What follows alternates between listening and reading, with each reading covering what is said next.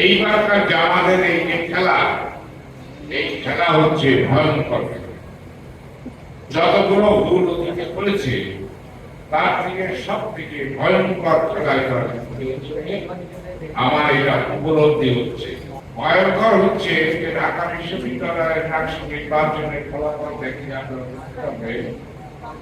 Fascist সরকারের ছাত্ররা তাদেরকে ভোট দিয়েছে।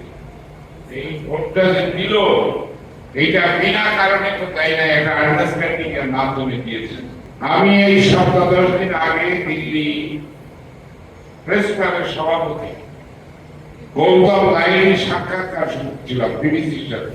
গৌতম লাইন তার সাক্ষাৎকারে বলছে, আমি যেটা বলতে চাচ্ছি সেটা হলে গৌতম লাইন বলছেন যে আমরা শেখ হাসিনাকে বাংলাদেশের বৈধ এবং নির্বাচিত প্রধানমন্ত্রী হিসেবে বিবেচনা করি এবং তাকে বৈধ প্রধানমন্ত্রী হিসেবে আমরা বাংলাদেশে ফেরত পাঠানোর চেষ্টা চালিয়ে যাচ্ছি এবং ইনশাআল্লাহ সম্ভব।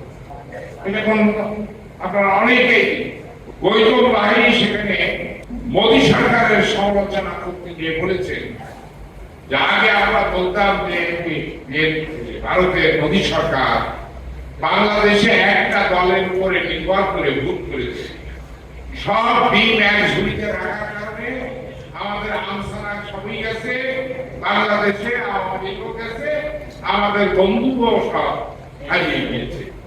উচিত ছিল বাংলাদেশে আওয়ামী লীগের বাইরেও অন্যান্য দলের সাথে ভারত সরকারের সম্পর্ক গভীরতর করা, কিন্তু এক বছরে আমার কাছে কি মনে হচ্ছে গৌতম লাইনের কথা যে মোদী সরকার সঠিক ছিল। আমি বলছিলাম এই এক বছরের প্রতিমান হয়েছে বিএনপি সহ যে সমস্ত দল আছে তারা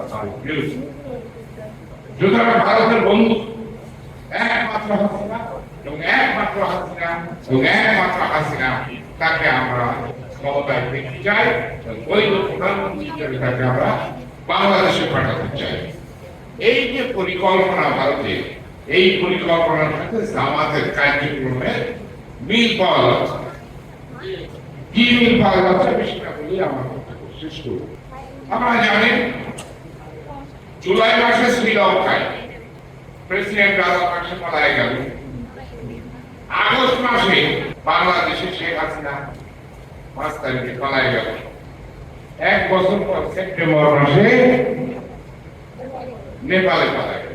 23 সালে নেপাল, শ্রীলঙ্কা, 24 সালে বাংলাদেশ, 25 সালে নেপাল, আমার মনে হচ্ছে ইনশাআল্লাহ 26 সালে নদীও যাবে। এখন তাদের যে পরিকল্পনা হলো এই যে নির্বাচনটা যদি বানচাল করা যায়, নির্বাচন যদি দেশে অনুষ্ঠিত না হয় এবং সেইভাবে একটা দেশে আবার একটা অরাজকতা যায়, সেই সুযোগে আমাদের নেতা তারেক রহমান আসার আগে শেখ হাসিনা বাংলাদেশে ঢুকবে এবং সেই দিন কোটিখানিক লোক তারা জমায়েত করবে। তাহলে শেখ হাসিনা যদি আবার ফিরে আসে, তাহলে এই ঘরের মধ্যে আমরা যারা আছি ওই নেতার কথা আমাদের পরিণতিটা কি বুঝতে পারছেন?